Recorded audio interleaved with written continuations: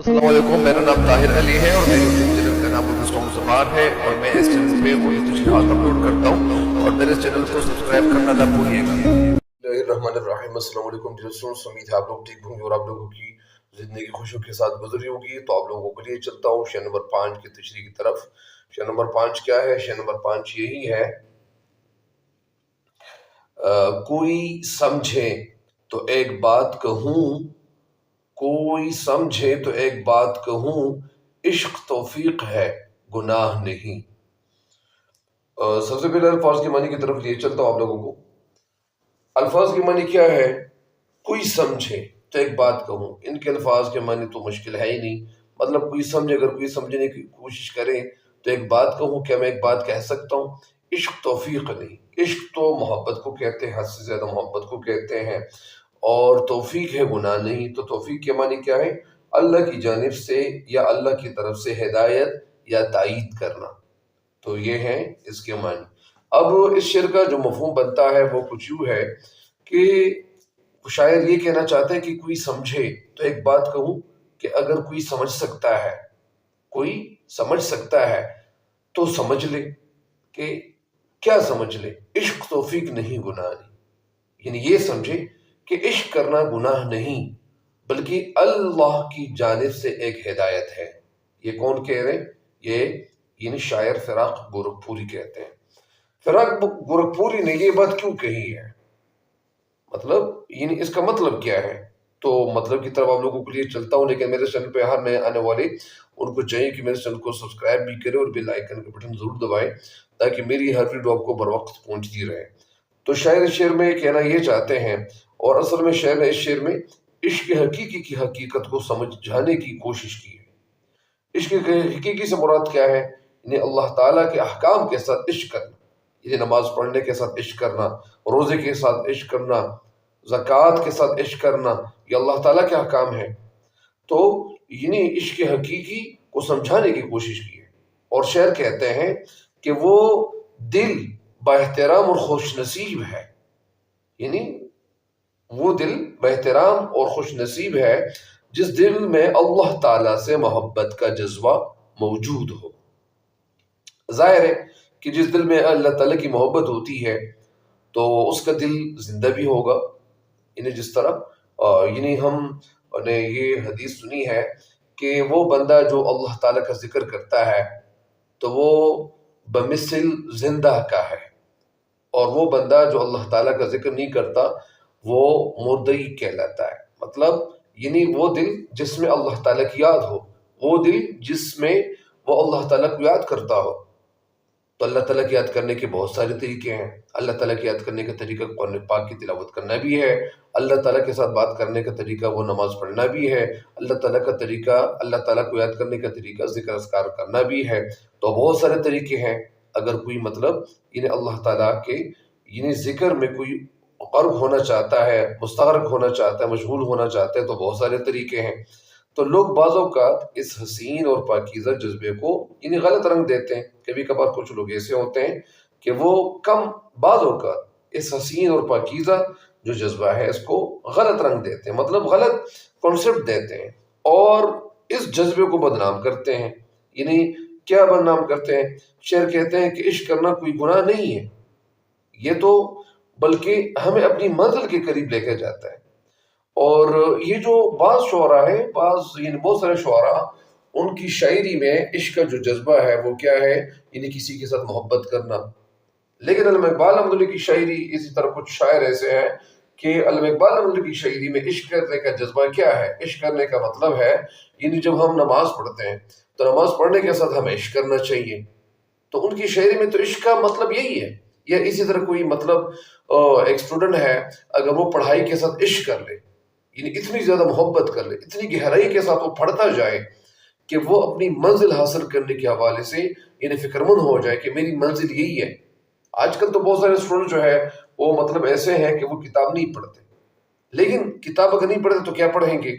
एक स्टूडेंट था, मैं उसको ट्यूशन पढ़ा रहा था, तो एक दफ़ा उसने मुझसे कहा था कि सर ये मैं इस बात पे खफा हूँ कि मेरी इतनी ज़िंदगी यानी बगैर किताब की वो गुजर गई है کہ کاش میں بھی اس زندگی میں مطلب یعنی میں نے اتنے جو سال ہیں مثلاً یعنی مجھے میٹرک تک جو میرے سال تھے میں نے ان کو ضائع کر دیا تھا، مجھے احساس نہیں تھا، مجھے پڑھنے کا پتہ ہی نہیں تھا، میرے اندر مطلب یہ شوق نہیں تھا کہ میں کتاب پڑھ لیتا، لیکن ابھی میرے اندر ایک شوق پیدا ہو گیا ہے کہ میں کتاب پڑھنے لگا ہوں، لہٰذا اگر یہ شوق میرے اندر، یہ ذوق میرے اندر پہلے پیدا ہو جاتا تو میں پتہ نہیں کتنی منزلیں طے کرتا، پتہ نہیں میں کتنی منزلوں کو سر کرتا۔ تو یہ ان کی بات تھی۔ میں نے ان کو بتایا کہ اچھا ابھی تو آپ کو ادراک ہو گیا ہے، ادراک کا مطلب پتہ چلنا، ابھی تو آپ کو عقل آ گئی ہے، اب کی آپ کی سمجھ میں یہ بات بیٹھ گئی ہے کہ مجھے کتاب ہی پڑھنا ہے۔ تو شاعر اصل میں تشریح کی طرف آپ لوگوں کو بتانا یہ چاہتا ہوں کہ شعر شعر میں مطلب کیا کہنا چاہتے ہیں۔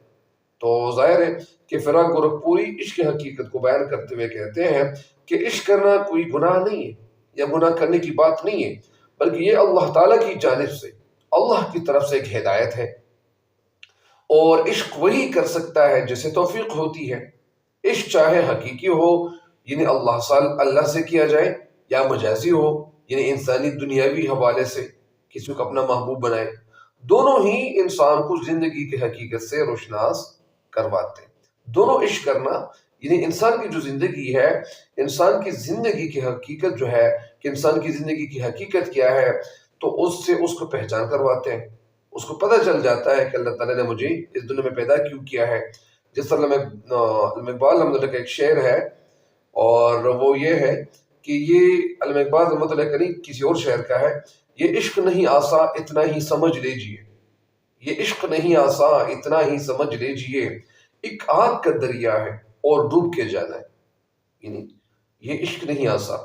تو گویا جو عشق کا راستہ چننا ہے یا اس عشق کے راستے کا چناؤ کرنا ہے، تو وہ زندگی کی اصل حقیقت سے روشناس کرواتا ہے۔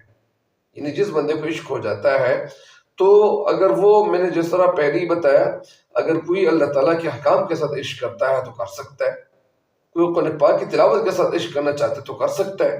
ظاہر ہے کہ قرآن پاک کی تلاوت جو بندہ جتنی زیادہ کرے گا اتنا زیادہ ان کو ثواب ملے گا۔ تو شاعر نے یہاں پہ کہا ہے کہ وہ بندہ جو عشق کا راستہ چنتا ہے، عشق کے راستے کی چناؤ کرتا ہے، عشق کے راستے کو منتخب کرتا ہے، وہ زندگی کی اصل حقیقت سے یعنی اس کو روشنائی سے ہو جاتی ہے، اس سے پتہ چل جاتا ہے۔ یعنی زندگی گزارنے کے لیے شاعر نے عشق کو لازم قرار دیا ہے، لیکن ساتھ ہی یہ بھی کہہ دیا ہے کہ ہر کسی کے بس کا یہ روگ نہیں، کہ یہ ہر کسی کی بس کی بات نہیں ہے کہ ہر کوئی اس کو کرتا رہے، یعنی یہ قسمت اور مقدر کی بات ہے کہ اس راستے پر کون چلتا ہے۔ یعنی عشق نام ہے طلب کا، فنا ہونے کا، اپنی ہستی کو مٹا کر محبوب کی ہستی میں مٹ جانے کا، اور اس راستے پر وہی چل سکتا ہے جو مستقل مزاج ہو، جو ثابت قدم ہو، جو مشکلات کا سامنا کر سکتے ہو، جو مشکلات اس راستے میں جتنی بھی مشکلات کا سامنا کرنا پڑتا ہے وہ کر سکتا ہے۔ تو کہنے کا مقصد یہ ہے کہ یہ بندہ عشق کر سکتا ہے، جس طرح ایک شاعر کہتے ہیں کہ عشق سے طبیعت نے زیست کا مزہ پایا، عشق سے طبیعت نے زیست کا مزہ پایا، درد کی دوا پائی درد نہ دوا پایا۔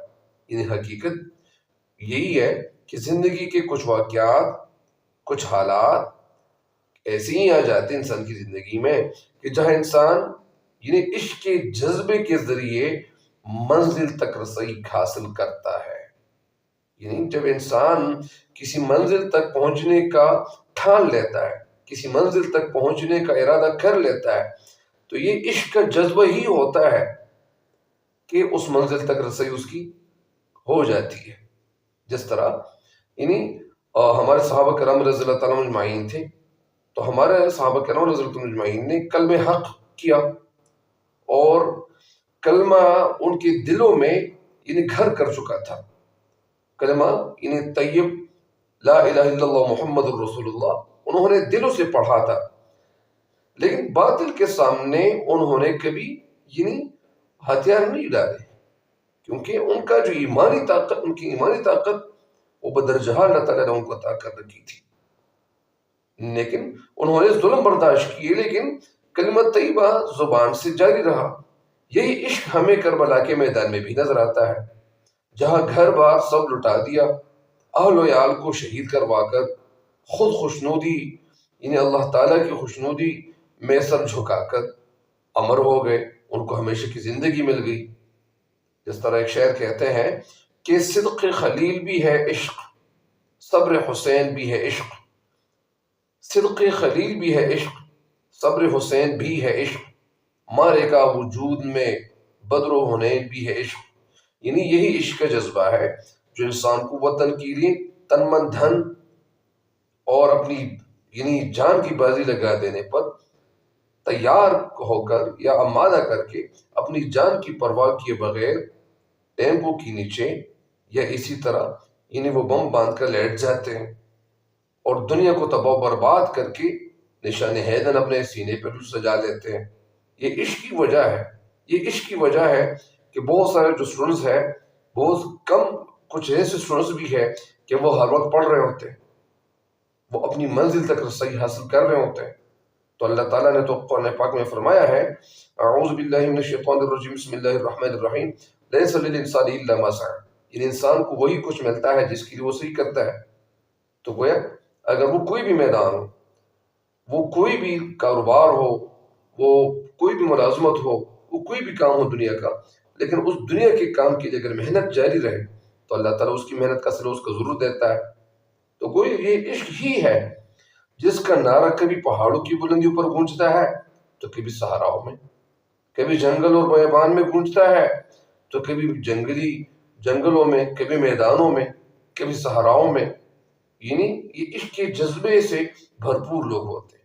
اس لیے شاعر کہتے ہیں کہ یہ توفیق ہے، گناہ نہیں ہے، یہ ایک طاقت ہے اور ایک سمت ہے، ایک طرف ہے، ایک منزل ہے، اور یہ عشق ایک ایسی قوت ہے، ایک ایسی طاقت ہے جو انسان کو یعنی مسترق رکھتی ہے، انسان کو بے چین رکھتی ہے عمل کے لیے اس وقت تک کہ جب تک انسان منزل کو نہیں پا لیتا۔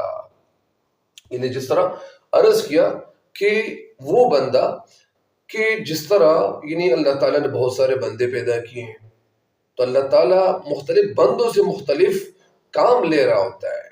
مثلا ایک بندہ ہے، اس نے موبائل کو مطلب یعنی انوینٹ کیا، ایجاد کیا، دوسرے بندے نے مطلب اسی طرح پہلے گراہم بیل نے جو تھا وہ ٹیلی فون ایجاد کیا تھا، انوینشن۔ اسی طرح ایڈیسن کے حوالے سے یہ بات ہم سنتے آئے ہیں۔ بہرحال تحقیق کرنی چاہیے، بہت سارے مطلب ایسے لوگوں نے، میں نے مختلف لوگوں سے سنا تھا کہ جو ایڈیسن ہے انہوں نے بلب ایجاد نہیں کیا تھا، وٹ ایور۔ یہ مزید لوگ اگر وہ تحقیق کرنا چاہتے ہیں تو تحقیق کر سکتے ہیں، لیکن یہ میں نے کسی ٹیچر سے سنا تھا۔ بہرحال کہنے کا مقصد یہ ہے لیکن انوینشن پہ ان کا نام لکھ چکا ہے، تو لہٰذا بہت ساری ایسی باتیں ہیں، بہت ساری ایسی ایجادات ہیں کہ وہ لوگوں نے حاصل کی۔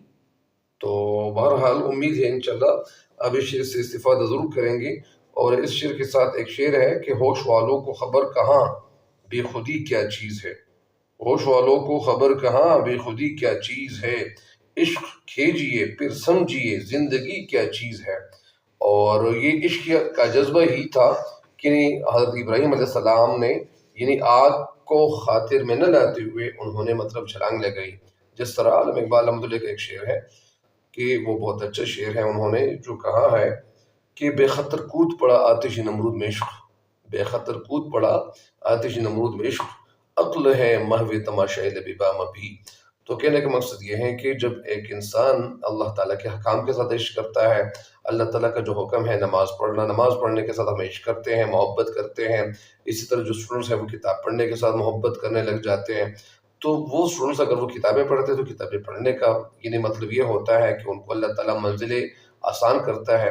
بہرحال امید ہے کہ انشاءاللہ جس طرح شعر کی تشریح سمجھانے کی کوشش کی ہے آپ کو سمجھ آ جائے گی، اور اگر کسی کو کوئی الجھن ہو اپنے کمنٹس میں اپنی رائے کا اظہار کر سکتے ہیں۔